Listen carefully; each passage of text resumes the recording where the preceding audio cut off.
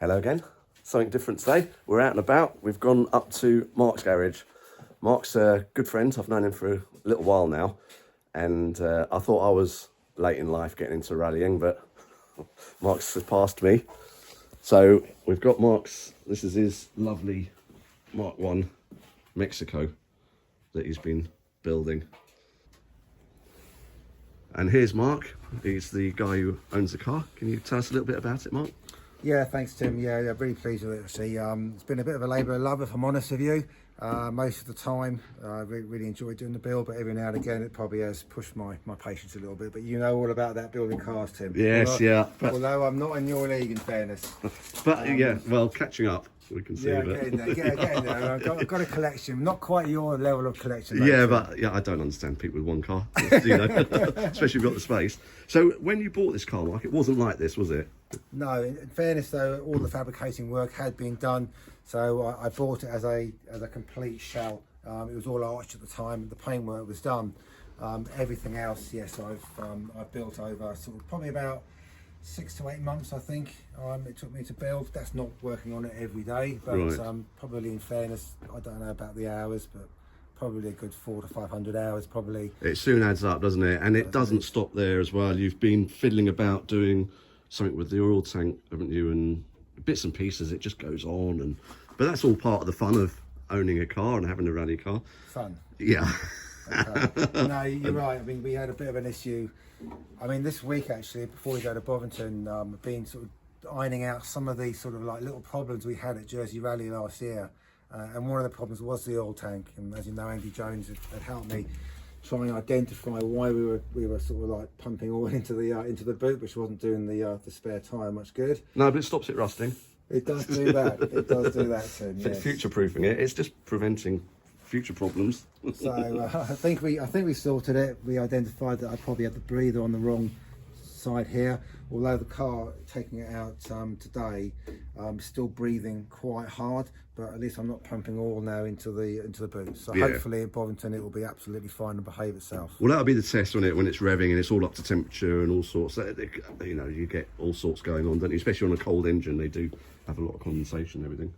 So if I just get underneath it, you've got a Atlas axle, haven't you? And that's 6 links. Yeah, it's a fully flown Atlas axle. Yeah, 6 links. So it's got the Watts linkage instead of the panhard rod. I think it makes it slightly better, apparently.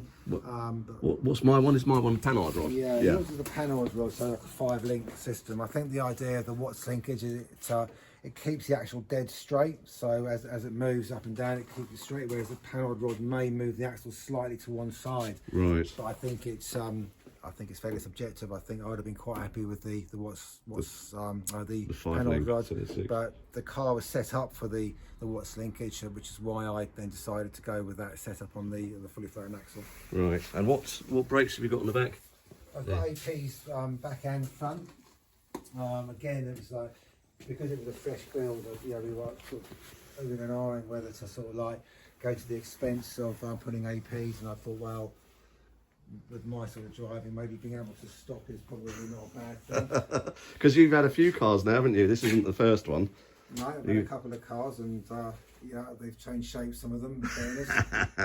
But touch wood. Yeah, we kept this one in nice condition. I will be honest, Mark, I would struggle to drive this because I'd be so worried about getting it dirty as a one-off. That's why I've always had 2 cars. I've had a manky one. I've had one that I call my decent one, which would probably be classed as a manky one by most people, and a decent one that I tend not to use. Can we have a look at the engine? Indeed.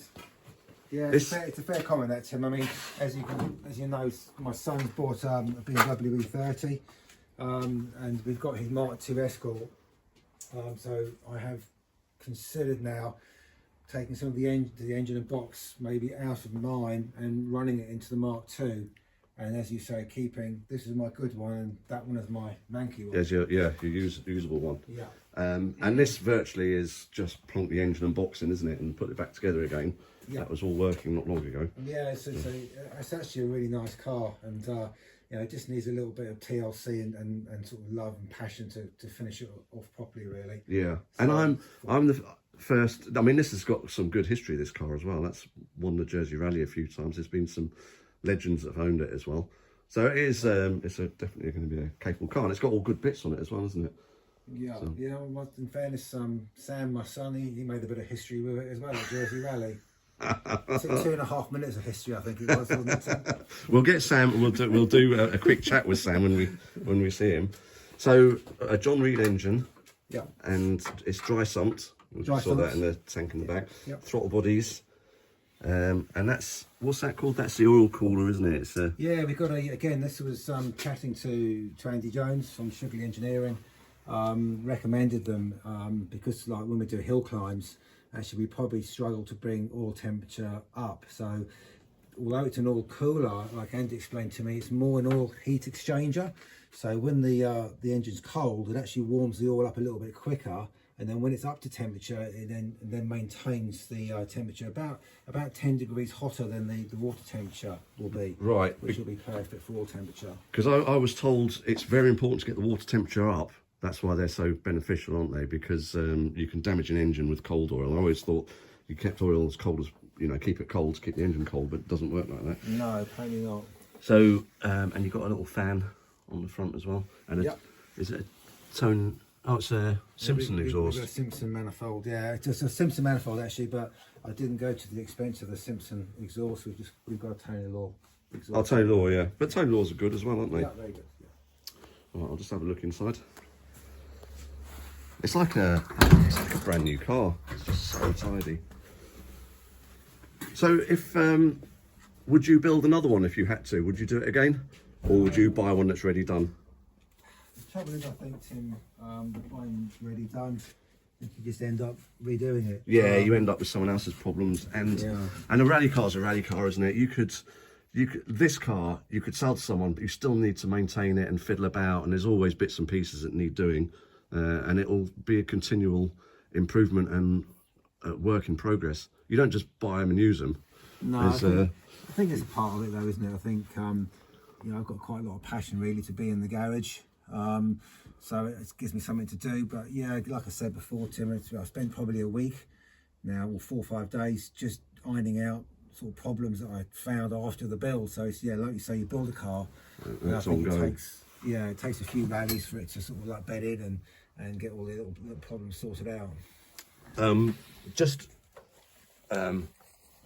Also, Mark lives pretty central in Jersey, and I'm always out and about, so I see Mark quite a bit because he's got a coffee machine, and and I'm always passing daily, isn't it, at the moment?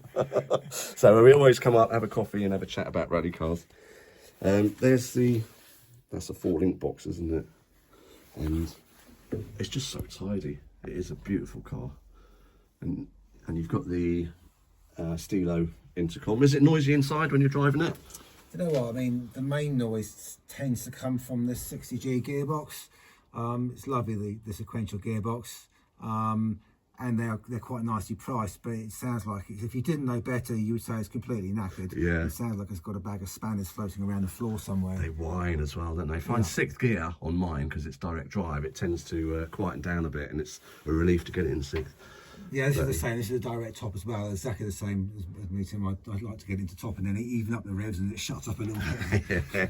And you've got this dash, which these are quite trick, aren't they? This is you were saying it displays whatever you want it to display, and then when you go over a certain revs, it goes to the essentials. So it takes the speedo off, and it puts your oil pressure, water temp, revs. It's fantastic bit of kit, and really well priced. Actually, this is a company called Geartronics, Neil Wallace. Oh yeah, they did the flat shift. That's right. On my car. He's a lovely bloke, isn't he? He's so handy as well. Only the other day I was trying to configure it slightly differently. I rung him up, and he used TeamViewer and then came straight into the dash and did some configuring for me. So yeah, very versatile piece of kit, and well priced compared to some of the other brands that you can buy. Yeah, so, and also he will return emails on a Sunday, and he's very keen on helping out. The after-sales service is so important when you're as inept as I am on a computer. So.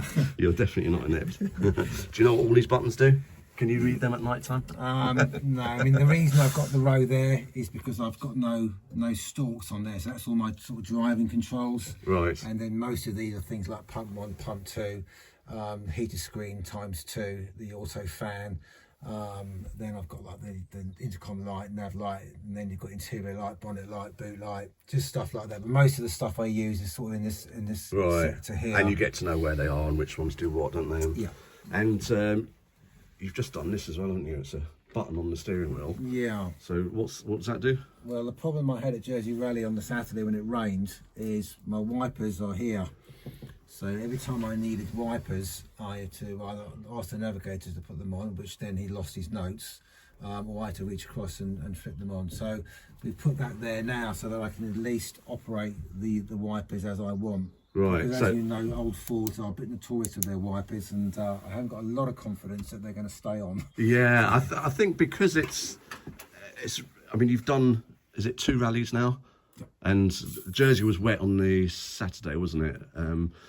I think until you've done a full day's rallying in the wet, then you can get some confidence in the wipers and things like that. But the more you use it, the more you realise, or you can change things if they're not quite working, or do different things with it, can't you? Or get more confident in how it's going to run and know it's going to be all right. But there's always things that can go wrong. Yeah, I think getting the confidence is, like you say, the key, really. I'm fairly confident it will start when I get in it.